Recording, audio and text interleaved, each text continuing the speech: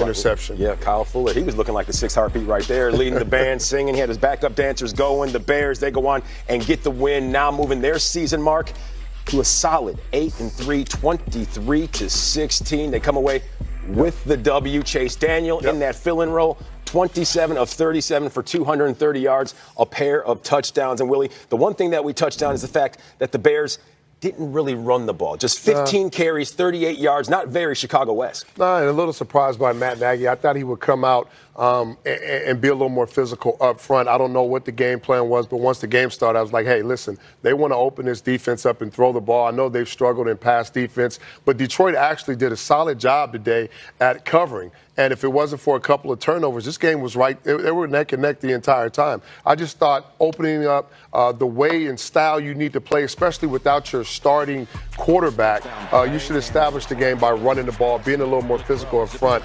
And once they started to put guys inside the box cold, then it will open up more plays down the field in the passing game. All right, well, both of these quarterbacks in this game, both natives of the Lone Star State of Texas, Chase Daniel and, of course, Matthew Stafford. And you look at these guys, their numbers somewhat similar. I mean, 27 of 37 for Daniel, 28 of 39 for Stafford. The big glaring difference is that the efficiency of Chase Daniel really rose to the top. Yeah. 2 touchdowns, 0 interceptions, the exact opposite for Matthew Stafford in this scenario right there.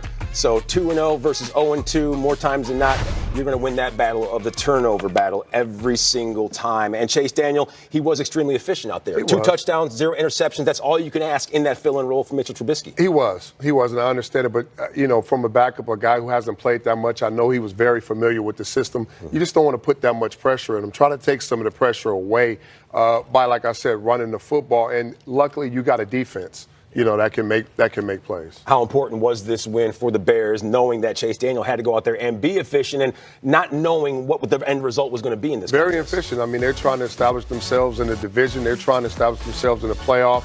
And, I'll take an ugly win over a beautiful loss any day. And the name of the game is finding different ways to win football games. Of course, we know with the defense what they're going to bring to the table, but this offense has been a little inconsistent throughout the year. We're trying to find what's their real identity. And for me, like I said, being that division, being the classic Chicago Bears vintage team, I want to see you be a little more physical. Get in some of those traditional running backfields. Go power football sometime. I get it, the spread offense, and you want to do all that, but you got the personnel to do both. Okay.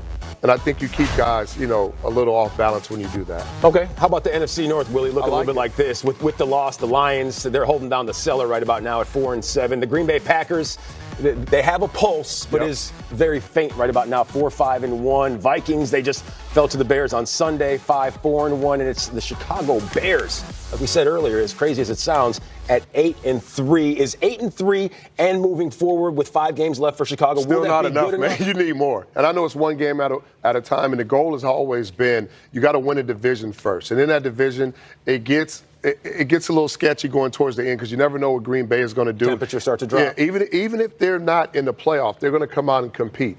And I look at Minnesota and I look at Green Bay, and one thing I can say is they can score points. Okay. Maybe not be consistent, but they can score points. So you got to use certain things offensively to slow those offenses down and keep those guys off the field. But it's a physical division. Mm-hmm. It's an inconsistent division. You never know which team is going to play at a certain level when you line up against them. And all the games are going to be close. So you can't afford to go out and lay an egg and just drop games because the next thing you know, you won't win a division, and you'll be fighting to get in the playoffs. They're in a great position right now. What do you think? Bigger threat to the Bears? Is it the Vikings or is it the Packers? Because we know as the temperatures start to dip, it's all about running the ball and playing defense, and that's what the Bears are looking to do, even though they didn't run the ball very well in this one. I think it's the both. Okay. I think when you talk about the Green Bay Packers and Aaron Rodgers in the offense, they're a little frustrated. They want to go out and they want to score points.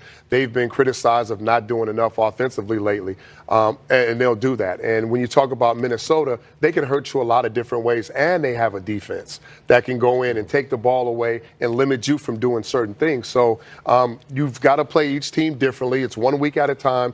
Don't worry about the division. Don't worry about all those things. Worry about 1 week at a time. Don't get ahead of yourself.